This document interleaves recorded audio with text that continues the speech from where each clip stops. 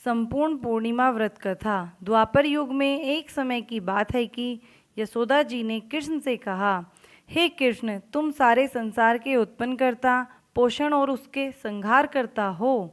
आज कोई ऐसा व्रत मुझसे कहो जिसके करने से मृत्युलोक में स्त्रियों को विधवा होने का भय न रहे और यह व्रत सभी मनुष्यों की मनोकामना पूर्ण करने वाला हो। श्री कृष्ण कहने लगे, हे माता, तुमने अति सुंदर प्रश्न किया है। मैं तुमसे ऐसे ही व्रत को सविस्तार कहता हूँ। सौभाग्य की प्राप्ति के लिए स्त्रियों को 32 पूर्णिमाओं का व्रत करना चाहिए। इस व्रत को करने से स्त्रियों को सौभाग्य संपत्ति मिलती है। यह व्रत अचल सौभाग्य को देने वाला और भगवान शंकर के प्रति मनुष्य मात्र की भक्ति को बढ़ाने वाला है। यशोदा जी कहने लगी, हे कृष्ण, सर्वप्रथम इस व्रत को मृत्युलोक में किसने किया था? इसका विषय विस्तार पूर्वक मुझसे कहो। श्री कृष्ण जी कहने लगे कि इस भूमंडल पर एक अत्यंत प्रसिद्ध राजा चंद्रहास हुए थे, जिनकी कातिका नाम की एक नगरी थी। वहाँ धनेश्वर नाम का एक ब्राह्मण रहता था। इसकी स्त्री अति सुशील रूपवती थी। दोनों ही उस नगरी में बड़े प्रेम के साथ रहते थे। घर में धन धान्य आदि की कोई कमी नहीं थी। उनको एक बहुत बड़ा दुख था, उनके कोई संतान नहीं थी, जिस वजह से वह बहुत दुखी रहते थे। एक दिन एक बड़ा तपस्वी योगी उस नगरी में आया। वह योगी बाकी सभी घरों से भिक्षा मांगकर भोजन किया करता था, लेकिन उस ब्राह्मण के घर से भिक्षा नहीं मांगा करता था। एक दिन योगी गंगा किनारे भिक्षा मांगकर प्रेम पूर्वक खा रहा था कि धनेश्वर ने योगी को यह सब करते देख लिया। अपनी भिक्षा के आदर से दुखी होकर धनेश्वर योगी से बोलता है, आप सभी घरों से भिक्षा लेते हैं, परंतु मेरे घर की भिक्षा कभी नहीं लेते, इसका क्या कारण है? योगी कहने लगा कि आपका धर्म हमें इस बात की आज्ञा नहीं देता है, क्योंकि आप अभी गृहस्थ जीवन में एक सुख से वंचित हैं। आपके घर संतान होने पर मैं आपके घर से भी भिक्षा स्वीकार कर लूँगा। उन्होंने कहा कि जिसे संतान नहीं है उसके घर से भिक्षा लेने से मेरे भी पतित हो जाने का भय है। धनेश्वर यह बात सुनकर बहुत दुखी हुआ और हाथ जोड़कर योगी के पैरों में गिर पड़ा और दुखी मन से कहने लगा कि आप मुझे संतान प्राप्ति के उपाय बताएं। आप सर्वज्ञ हैं, मुझ पर अवश्य ही यह कृपा कीजिए। धन की मेरे घर में कोई कमी नहीं है, लेकिन मैं संतान न होने के कारण बहुत दुखी हूँ। आप मेरे इस दुख का हरण कीजिए। यह सुनकर योगी कहने लगे, तुम चंडी की आराधना करो। घर पहुंचकर उन्होंने यह सारी बात अपनी पत्नी को बताई और खुद वन में चला गया। वहाँ वन में पहुंचकर उसने चंडी की आराधना की और उपवास किया। चंडी ने 16वें दिन उसको सपने में दर्शन दिए और कहा कि हे धनेश्वर, जा तेरे पुत्र होगा, लेकिन उसकी आयु सिर्फ 16 वर्ष होगी। 16 वर्ष की आयु में ही उसकी मृत्यु हो जाएगी। अगर तुम दोनों स्त्री और पुरुष 32 पूर्णिमाओं का व्रत करोगे तो यह दीर्घायु हो जाएगा। जितनी तुम्हारी सामर्थ्य हो उतने आटे के दिए जलाकर शिवजी का पूजन करना, लेकिन पूर्णमासी 32 ही होनी चाहिए। सुबह होते ही तुम्हें इस स्थान के पास एक आम का पेड़ दिखाई देगा। उस पर चढ़कर एक फल तोड़कर अपने घर चले जाना। अपनी स्त्री को इस बारे में बताना। सुबह स्नान होने के बाद वह स्वच्छ होकर शंकर जी का ध्यान करके उस फल को खा ले, तब शंकर भगवान की कृपा से उसको गर्भ हो जाएगा।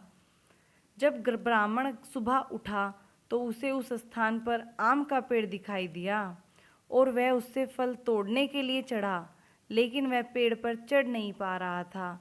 यह देखकर उसे बड़ी चिंता हुई। उसने भगवान गणेश की उपासना की और कहा, हे दयानिधे, अपने भक्तों के विघ्नों का नाश करके उनके मंगल कार्यों को करने वाले, दुष्ट का नाश करने वाले, रिद्धि सिद्धि देने वाले, आप मुझे इतना बल दें कि मैं अपनी मनोकामना पूर्ण कर सकूं।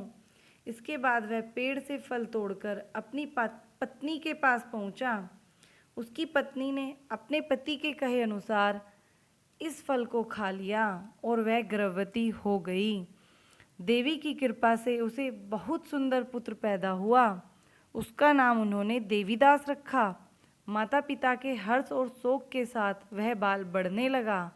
भगवान की कृपा से बालक बहुत ही सुंदर था, सुशील और पढ़ाई लिखाई में भी बहुत निपुण था। दुर्गा जी के कथनानुसार उसकी माता ने 32 पूर्णमासी का व्रत रखा। जैसे ही 16वां वर्ष लगा, दोनों पति पत्नी बहुत दुखी हुए, कहीं उनके पुत्र की मृत्यु न हो जाए। उन्होंने सोचा कि अगर उनके सामने यह सब हुआ तो वह कैसे देख पाएंगे।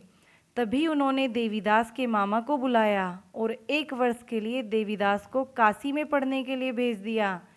1 वर्ष के बाद उसे वापस लेकर आ जाना।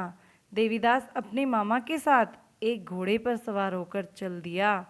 उसके मामा को भी यह बात पता नहीं थी। दोनों पति पत्नी ने 32 पूर्णमासी का व्रत पूरा किया। दूसरी तरफ मामा और भांजा दोनों रात गुजारने के लिए रास्ते में एक गांव में रुके।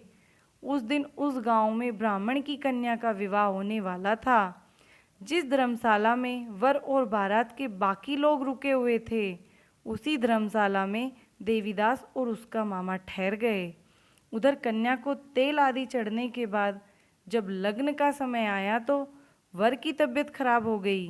वर के पिता ने अपने परिवार वालों से विचार विमर्श करके कहा कि यह देवीदास मेरे पुत्र जैसा ही है, मैं इसके साथ लगन करा दूं और बाद में बाकी सारे काम मेरे बेटे के साथ पूरे हो जाएंगे। ऐसा कहने के बाद वर के पिता देवीदास को मांगने के लिए मामा के पास पहुंच गए। उन्हें सारी बातें बताई। मामा ने कहा कि कन्यादान में जो कुछ भी मिलेगा वो हमें दे दिया जाए। वर के पिता ने बात स्वीकार कर ली। इसके बाद देवीदास का विवाह कन्या के साथ संपन्न हो गया। वह अपनी पत्नी के साथ भोजन न कर सका और मन में विचार करने लगा कि न जाने यह किसकी पत्नी होगी। यह सोचकर उसकी आंखों में आंसू आ गए। तब वधू ने पूछा कि क्या बात है, आप उदास क्यों हैं?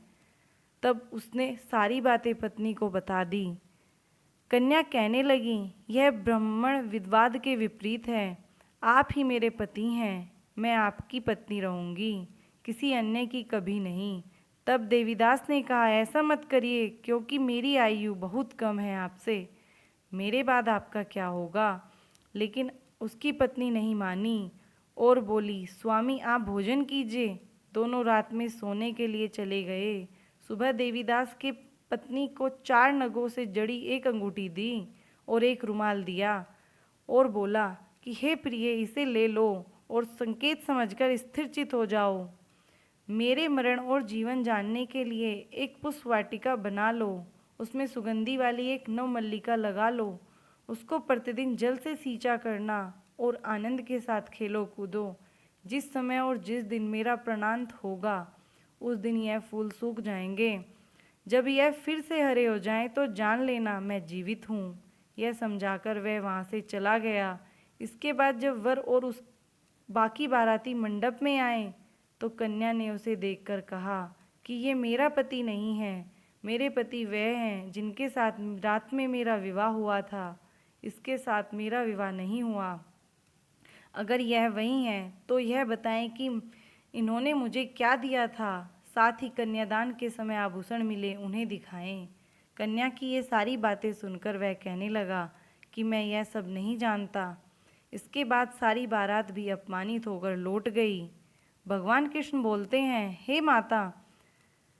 इस प्रकार देवीदास काशी चला गया। कुछ समय बाद जब बीत गया तो एक सर्प उसको डसने के लिए वहाँ आया, लेकिन वह उसको काट नहीं पाया क्योंकि उसकी माता ने पहले ही 32 पूर्णिमा का व्रत कर लिया था।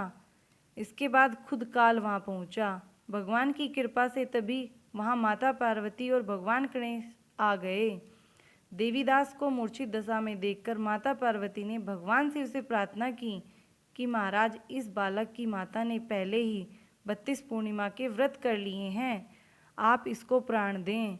भगवान शिव ने माता पार्वती के कहने पर उसे दान दे दिया। उधर उसकी पत्नी उसके काल की प्रतीक्षा कर रही थी। उसकी पत्नी ने जाकर देखा कि पुष्प और पात्र दोनों ही नहीं हैं, तो उसको बहुत आश्चर्य हुआ, और जब उसने देखा कि पुष्प वाटिका फिर से हरी हो गई है तो वह समझ गई कि उसका पति जिंदा हो गया है। इसके बाद वह बहुत ही प्रसन्न होकर अपने पिता से कहने लगी कि मेरे पति जीवित हैं, उनको ढूंढिए पिताजी। जब 16वां वर्ष व्यतीत हो गया तो देवीदास भी अपने मामा के साथ काशी चल दिया। इधर उसकी पत्नी के परिवार वाले उन्हें ढूंढने के लिए जा ही रहे थे कि उन्होंने देखा देवीदास और उसका मामा उधर ही आ रहे हैं। उसको देखकर उनके ससुर बहुत प्रसन्न हुए और उन्हें अपने घर ले आए। वहाँ सारा बगड़ इकट्ठा हो गया और कन्या ने भी उसे पहचान लिया। देवीदास इसके बाद अपनी पत्नी और मामा को लेकर वहाँ से चल दिया। उसके ससुर ने भी उसे बहुत धन दहेज दिया। जब वह अपने घर की तरफ चल रहा था तो उसके माता पिता को लोगों ने खबर कर दी, तुम्हारा पुत्र देवीदास अपनी पत्नी और मामा के साथ आ रहा है। ऐसा समाचार सुनकर पहले तो उन्हें विश्वास नहीं हुआ, लेकिन जब देवीदास आया और उसने अपने माता पिता के पैर छुए तो देवीदास के माता पिता ने उनको माथा चूमा और दोनों को अपने सीने से लगा लिया। दोनों के आने की खुशी में धनेश्वर ने बहुत दान दक्षिणा ब्राह्मणों को दी। श्री कृष्ण जी कहने लगे कि इस तरह धनेश्वर को 32 पूर्णिमाओं के व्रत के प्रभाव से संतान प्राप्त हुई।